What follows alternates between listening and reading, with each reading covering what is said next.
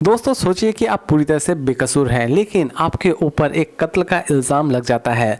तब आप अपने आप को किस तरह बेकसूर साबित करेंगे, और यही चीज़ इस सीरीज़ में भी दिखाई गई है। जी हाँ दोस्तों, मैं बात करने जा रहा हूँ द मैडनेस वेब सीरीज़ के बारे में, जिसे फाइनली रिलीज़ कर दी गई है नेटफ्लिक्स पर। इसे हिंदी और इंग्लिश दोनों लैंग्वेज में ही रिलीज़ की गई है। सीरीज़ की प्रेजेंटेशन दोस्तों बहुत ही ज़्यादा क्लीन है, इसीलिए इस सीरीज़ को चाहे तो आप अपने पूरे फैमिली के साथ भी बैठकर देख सकते हैं। इसके टोटल 8 एपिसोड रिलीज़ किए गए हैं और हर एक एपिसोड लगभग 45 to 58 मिनट की है, यानी कि इस सीरीज़ की हर एक एपिसोड काफ़ी हद तक लेंथी है। सीरीज़ दोस्तों बेस्ड है crime, thriller and mystery activity के ऊपर। तो दोस्तों चलिए जानते हैं अब थोड़ा बहुत इस सीरीज़ की स्टोरी के बारे में। दोस्तों इस सीरीज़ की स्टोरी की शुरुआत होती है डैनियल से, जो कि अकेले ही घूमने जाता है, लेकिन अचानक से ही वो एक कत्ल के इल्ज़ाम में पड़ जाता है, यानी कि पुलिस के घेरे में आ जाता है। और डैनियल अपने आप को लास्ट तक किस तरह बेकसूर साबित करता है, ये तो आपको इस सीरीज़ को देखने के बाद ही पता चलने वाली है। सीरीज़ की हर एक एपिसोड दोस्तों बहुत ही ज़्यादा मिस्टीरियस तरीके से प्रेजेंट की गई है। इस सीरीज़ को देखते वक्त एटलीस्ट आप एक भी एपिसोड स्किप करने की गलती तो बिल्कुल भी ना करें। अदरवाइज अगर आप इस सीरीज़ की एक भी एपिसोड स्किप कर देते हैं तो हो सकता है कि इस सीरीज़ को समझने में आपको थोड़ी बहुत अड़चने जरूर आए। सीरीज़ की स्टार्टिंग से लेकर एंड तक एक अच्छी खासी मिस्ट्री क्रिएट की गई है, जो कि आपको इस सीरीज़ को छोड़ने का मौका तो बिल्कुल भी नहीं देने वाली होगी।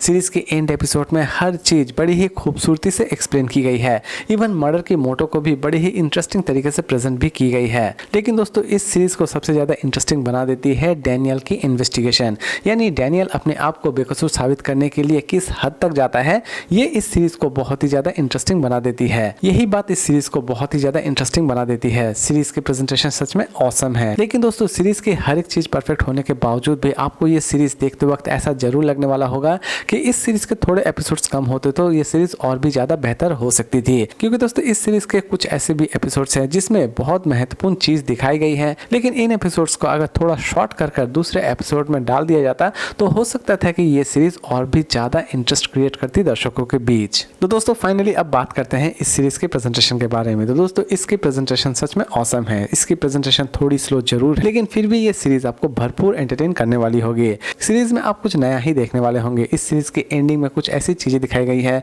जो कि हो सकता है कि रेगुलर सीरीज में आप ना देखें।